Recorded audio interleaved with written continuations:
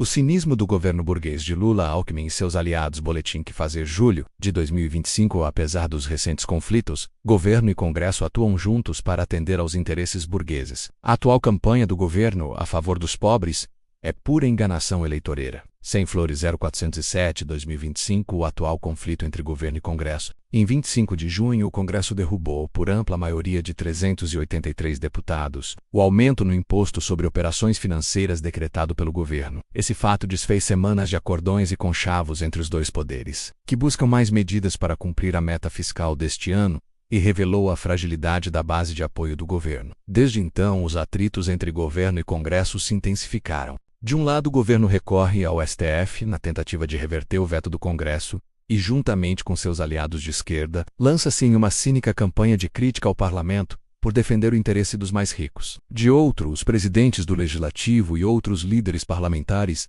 reagem publicamente e ameaçam mais retaliações caso o governo siga nessa linha. Essa disputa já antecipa a briga eleitoreira que veremos no ano que vem, com cada partido e facção burguesa buscando manter ou ampliar sua influência na máquina estatal capitalista. O governo e o PT usam o episódio para tentar diminuir a queda de popularidade e tentar mobilizar sua base militante e eleitoral. Já o Congresso, liderado pelos partidos de direita, busca reforçar seu poder, visando mais grana de emendas parlamentares e resultados eleitorais positivos, como nas eleições municipais de 2024. E Congresso possuem o mesmo programa. Diante de mais um conflito entre forças políticas burguesas, não podemos nos iludir, apesar da recente elevação dos atritos, que também envolve o pagamento das emendas parlamentares. Tanto o governo quanto o Congresso, no fundamental, possuem o mesmo programa. Ambos atendem a um só patrão: as classes dominantes do país. Governo, Congresso e Judiciário, nos últimos anos, consolidaram e avançaram a ofensiva de classe burguesa contra o proletariado e demais trabalhadores no Brasil. Um exemplo é o teto de gastos, reformulado da era Temer e aprovado pelo governo Lula e pelo Congresso em 2023, cujas exigências estão por trás do conflito pontual sobre o IOF. Além disso, todos estão juntos no atendimento de outras demandas empresariais,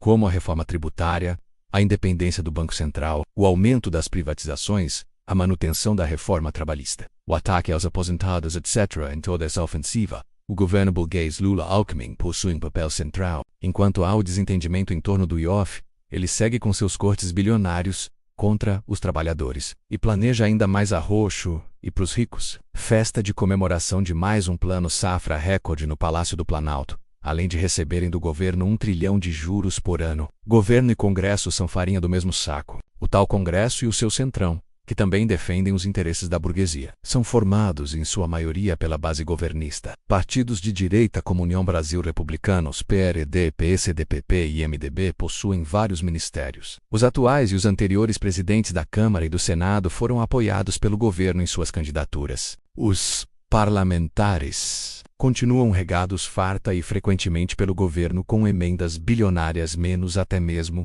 em meio ao atual atrito, como ocorreu na transferência de mais de R$1 bilhão na semana da votação da derrubada do decreto do IOF. Importante lembrar que na sua campanha eleitoreira, Lula considerava esse esquema a maior bandidagem da história da República, para ver como não podemos confiar em discurso de político burguês. Por isso não passa de cinismo o governo e seus aliados mais uma vez fingirem que representam os interesses dos trabalhadores e dos mais pobres, enquanto apenas o Congresso representaria o interesse dos ricos. Essa ladainha já caiu por terra há muito tempo, e se torna ainda mais ridícula neste quinto governo do PT, o mais à direita de todos. A disputa entre eles é só para ver quem fica com mais recursos e poder. Prova disso é que enquanto com a mão esquerda o governo estimula a campanha de redes sociais, com a mão direita a ex-presidente do PT e atual ministra defende o presidente da Câmara, o mesmo que fazem o atual presidente do PT, seu líder na Câmara, o ministro da Fazenda, etc. Para nós, o de sempre nos governos dos patrões: exploração, pobreza, migalhas que sobram, não cair na enrolação do governo e seus aliados com a proximidade de 2026 e diante das várias dificuldades. O governo Lula-Alckmin se utiliza desse atrito com o Congresso para mais uma vez enrolar os trabalhadores, e a chamada esquerda, majoritariamente a reboque desse governo burguês, tem se mobilizado para reforçar essa ilusão, o que não é novidade na ação desses oportunistas. Nosso papel é não cair nessa armadilha, denunciar e combater não apenas o Congresso burguês como instrumento do inimigo de classe, mas também esse governo, que completou 2 anos e meio de continuidade da ofensiva de classe burguesa menos e a previsão daqui para frente é de ainda mais arroxo. Esse governo em nada representa os trabalhadores e em nada contribui para o avanço de nossa luta. Aliás, nem sequer representa um combate de fato à extrema-direita, que apesar de combalida com processos e prisões, segue como força política e eleitoral. Nosso papel também não é servir de conselheiro a esses inimigos de classe, como fazem alguns críticos. É uma ilusão infantil achar que esse governo poderia fazer um giro à esquerda quando está profundamente comprometido com os interesses das classes dominantes. O PT está fazendo sua política burguesa, como sempre o fez, e não mudará. Ele não é refém da burguesia, mas sim um de seus melhores representantes. Nosso foco deve ser atuar nas contradições que surgem no meio da massa e no descontentamento concreto, na busca por avançar a posição proletária e nos fortalecermos no combate aos nossos inimigos de classe, tanto os declarados como os camuflados,